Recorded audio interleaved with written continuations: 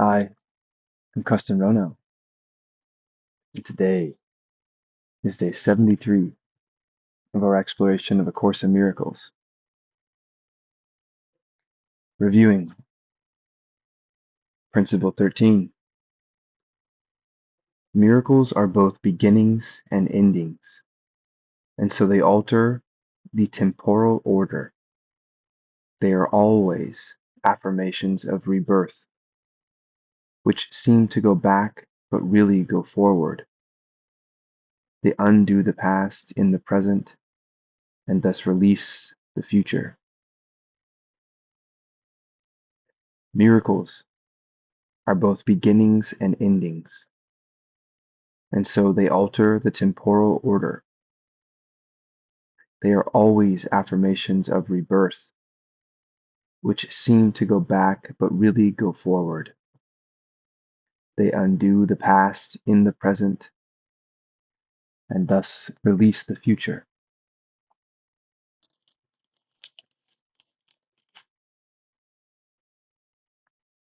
We know that miracles are thoughts, that prayer is the medium of miracles, that miracles are an exchange, like all expressions of love, which are always miraculous in the true sense. The exchange reverses the physical laws. They bring more love both to the giver and the receiver, reversing physical laws through exchange. Miracles make the physical and the spiritual realms. This is governed by our thoughts, the intention of our thoughts, the source of our thoughts.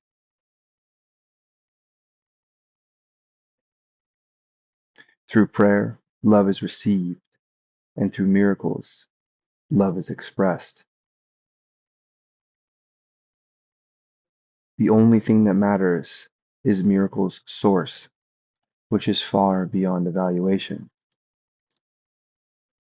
Miracles are stemming from some source. They are expressions of love. They are your thoughts.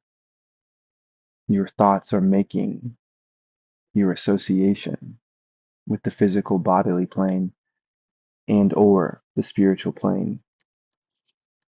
Miracles are reversing the physical laws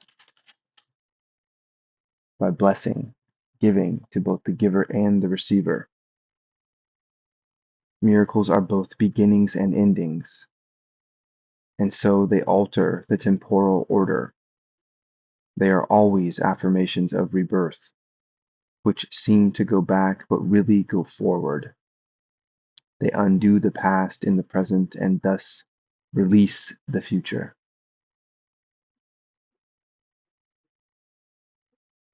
They alter the temporal order.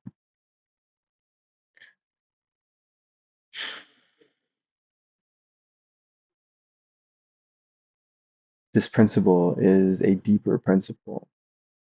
Maybe no miracle is harder or bigger than another, so perhaps it is just my perception of this being deep. And I do not want to tempt myself to attempt to define it. But this idea of altering the temporal order, reflecting on God as the eternal realm of knowledge, and reasoning that one of the ways that we discover comfort for ourselves, perceived safety, and limitation of risk is by learning new material. That as we learn something, given, of course, that we are learning the truth, but as we learn something, it relaxes our anxieties or questions that were part of the state prior to learning. We remember from previous lessons that miracles are teaching devices, and we are here to learn until the end of time. The time ends when the learning is complete. This suggests the obvious that over time in 3D, over time, we accumulate new experiences, yours different than mine. But collectively, we are gathering more information and sharing more information across time. You don't need to worry about whether or not all minds are connected. It's just simply true that the longer you live, the more you experience. And relatively speaking, the more you have to reflect upon in your window of time. That time is indeed encompassing the act of learning. If God, if our idea of God, of which we want to be created, therefore we dream of the most almighty, the holiest, the most knowledgeable, the eternal realm of knowledge. If God is in the eternal realm of knowledge and has created what is our mind, as our mothers and fathers create our flesh, if God has created our mind, the opportunity for us to imagine, and we cannot even understand our own minds. We perceive our dreams as real when we are in them and imaginary when we awake from them. We are infinitely complex, it would seem. And the creator of whatever this mind is, in order for us to be of it, must also be infinitely complex. And just like every father and mother has a relative knowledge advantage across their spectrum of time compared to their child, we would assume that our father has a far greater, our mind father has a far greater knowledge than we have in any sliver of time that we have experienced. And that if we are to be created and he is to be infinite, that he must be encompassing of and beyond time, that he is infinite, the infinite creator of the infinite who created us.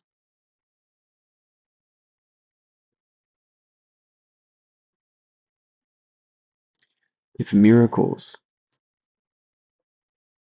alter the temporal order by being both beginnings and endings, that they are thoughts and expressions of love, and their source is what matters, that they are moving something from sources of abundance to sources of lack, that they are healing properties, whatever this is, their beginnings and endings, whatever that is, whatever their expression from whatever their source is beyond evaluation, expressing love, whatever that is, alters the temporal order.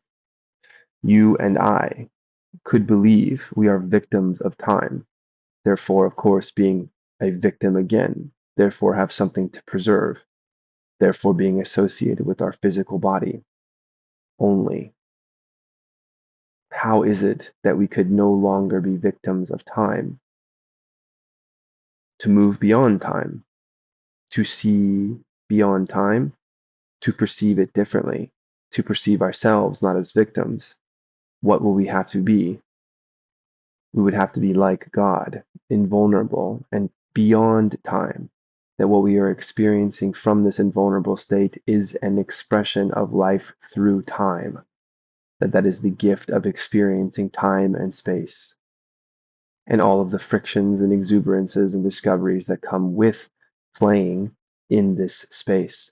This space, if we are to believe that our conscious perspective is infinite and invulnerable, and if we are to believe that we would not be created in condemnation to be a victim by default, mere subjects of any kind of outside influence that we have no control, and yet we know we have control to forgive ourselves, to feel differently, and to notice what is there. So we have some autonomy over a system that says we should have no autonomy. And the part of us that recognizes that we have this autonomy is the one observing what is happening in the physical world, that we are the perspective of our mind, not the perspective of our foot or hand or even head. The evidence is obvious that we are more than just a body. Where are my thoughts coming from right now? If we allow this to set the stage for our imagination to consider what must be true for this dynamic to exist, then we too would have access to something beyond time, where we would be invulnerable, that we could not be eroded through the process of time, as our vantage point in consciousness does appear wholly unchanged.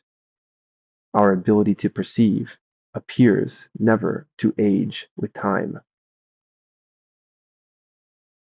This particular principle, altering the temporal of time, even if I do not understand how, suggests that through the process of miracles, we are able to part the sea of time and rejoin what it is that we are in the realm of knowledge and eternity with God. However mind breaking that seems to suggest, remember, this is always a rebirth. Rebirth, not birth. Rebirth. Back into ourselves, of what you really are in the physical. Strictly speaking, you do not get a rebirth. You get one birth and one death, or one final death. I suppose we consult people with near death experiences.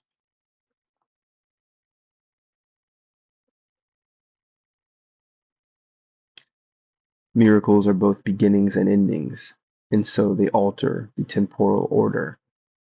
They are always affirmations of rebirth, which seem to go back but really go forward. They undo the past in the present and thus release the future. Lesson 73. I will there be light. I will there be light. I'd like to tell you something. I'm not sad, but I have tears in my eyes, and my hair is standing up in waves across my body. I wanted to label my energy in self-defeating ways, that I wasn't actively applying myself as the book was suggesting to the most recent lesson. And yet I find myself speaking about the ideas of this lesson all throughout the day. And so I accept that maybe my practice has been different, and maybe I'm not receiving what I need to be receiving by not following the strict instruction of this book, but somehow I feel that I'm living it and cannot unsee it. Okay, so be it. My energy feels somewhat low today, and I wonder, how do I measure that against these ideas in this book? Nevertheless, I decide to take a nap. I feel compelled to sleep. It's late at night, and I'll be doing this recording in the early hours, I imagine. I'm laying in this bed with only this fire on, and there are some lights outside. I'm on the second floor. I wake up because this room is full of soft light, and I do not understand. I do mean I do not understand. I am perceiving it and don't have a way to catalog it. I'm confused. My dog is here. I try to go back to sleep. I cannot. My dog has picked her head up and is low growling, but different than trying to tell me where something is. She's very intelligent, and she will go find the thing that is causing the distress, and we will go notice it together. We communicate in this way and have been for years. Whether or not you see this communication is not important to me, but there is clearly a connection. She is unable to find the source. She won't even stand up. There's clearly a car light outside, but I'm on the second floor. It's early in the morning. It's dark outside. There's no activity around these condos. It's impossible for a car light to reach in here. And in fact, part of why I can't understand what is happening, even though I'm witnessing it happening, I turn to the only place that would make sense, these windows or the balcony, and the only light that is there are the string lights on the balcony. And it's not possible for a car to be shining up here. I still can't make sense of this, but I realize that as I turn to the balcony, there's technically more light, but it is less bright. And I turn back to the room with only this fireplace lit, and this room is lit brighter than outside, but softer. I don't have a way to organize it, so I try to lay back down, and I cannot sleep like I mentioned, and I look, and this room is even brighter. I've reflected on this for some time now in the dark, and today's lesson. I will there be light. There are more connections, but now you know the light that I'm seeing with no perceivable source in this room with me. Today we are considering the will you share with God. This is not the same as the ego's idle wishes, out of which darkness and nothingness arise. The will you share with God has all the power of creation in it. The ego's idle wishes are unshared, and therefore have no power at all. Its wishes are not idle in the sense that they can make a world of illusions in which your belief can be very strong, but they are idle indeed in terms of creation. They make nothing that is real. Idle wishes and grievances are patterns or co-makers in the picturing the world you see. The wish of the ego gave rise to it and the ego's need for grievances. Good morning. Which are necessary to maintain it. Peoples it with figures that seem to attack you and call for righteous judgment. These figures become the middlemen the ego employs to traffic in grievances. They stand between your awareness and your brother's reality. Beholding them, you do not know your brothers or yourself. Your will is lost to you in this strange bartering, in which guilt is traded back and forth, and grievances increase with each exchange. Can such a world have been created by the will of the Son of God, shares with his Father? Did God create disaster for his Son? Creation is the will of both together. Would God create a world that kills himself? Today, we will try once more to reach the world that is in accordance with your will. The light is in it because it does not oppose the will of God. It is not heaven, but the light of heaven shines on it. Darkness has vanished. The ego's idle wishes have been withdrawn. Yet the light that shines upon this world reflects your will. And so, good morning, dear. And so,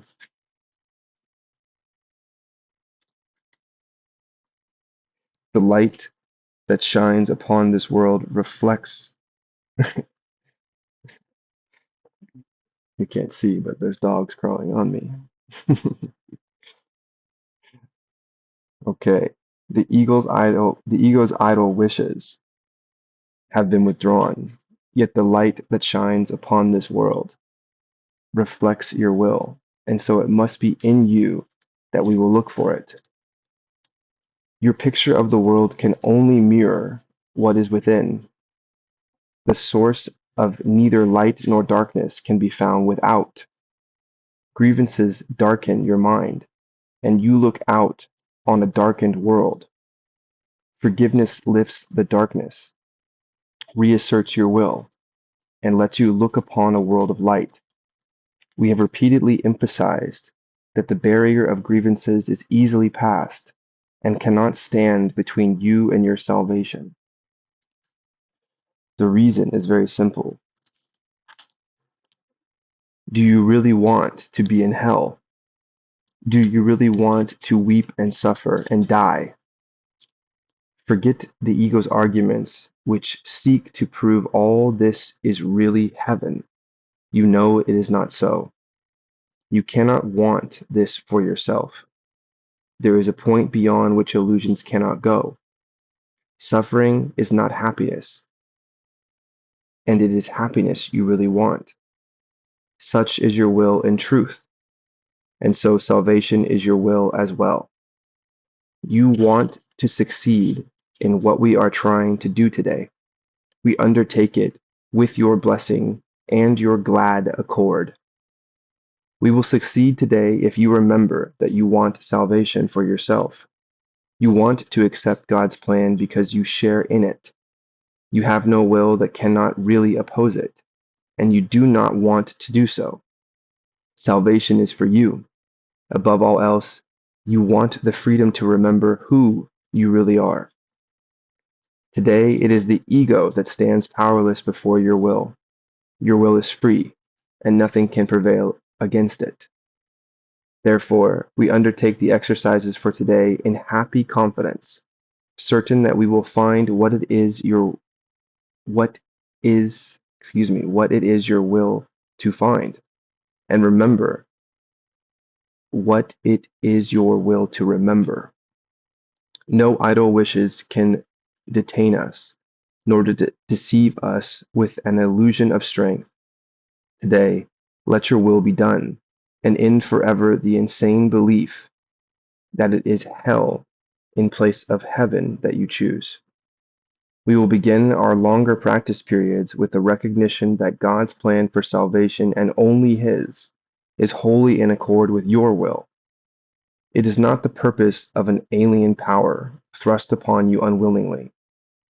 It is the only one purpose here on which you and your Father are in perfect accord. You will succeed today, and time appointed for the release of the Son of God from hell and from all idle wishes. It is the time for this release. His will is now restored to his awareness. He is willing this very day to look upon the light in him and be saved. After reminding yourself of this and determining to keep your will clearly in mind, tell yourself with gentle firmness and quiet certainty, I will there be light. Let me behold the light that reflects God's will and mine. Please try these statements. Repeat after me.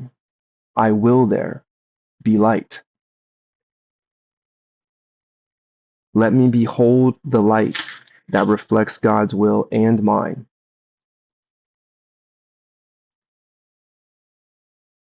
I will there be light. Please repeat this.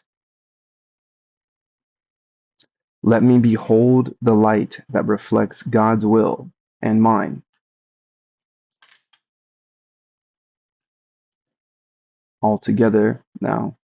I will there be light.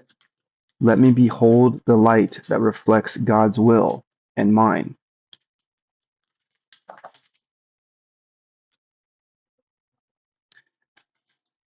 Then let your will assert itself, joined with the power of God and united with yourself. Put the rest of the practice period under their guidance. Join with them as they lead the way. In the shorter practice periods, again make a declaration of what you really want. Say, I will there be light. Darkness is not my will. One time, please. I will there be light. Darkness is not my will.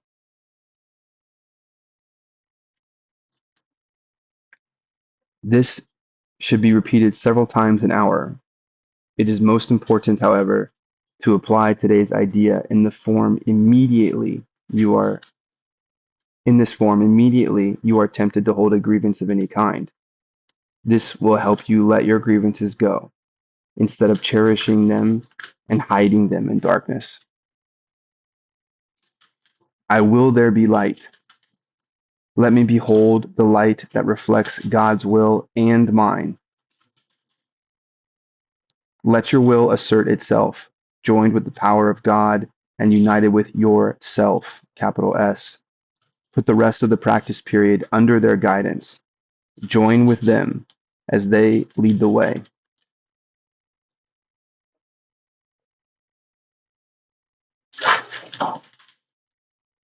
Remember that you want salvation for yourself. You want to accept God's plan because you share in it. Do you really want to be in hell? Do you really want to weep and suffer and die? You have no will that can really oppose it. This is opposing God's plan. And you do not want to do so. Salvation is for you. Above all else, you want the freedom to remember who you really are.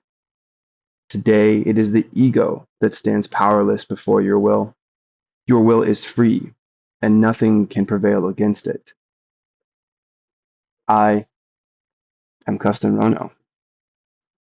I will there be light. Darkness is not my will.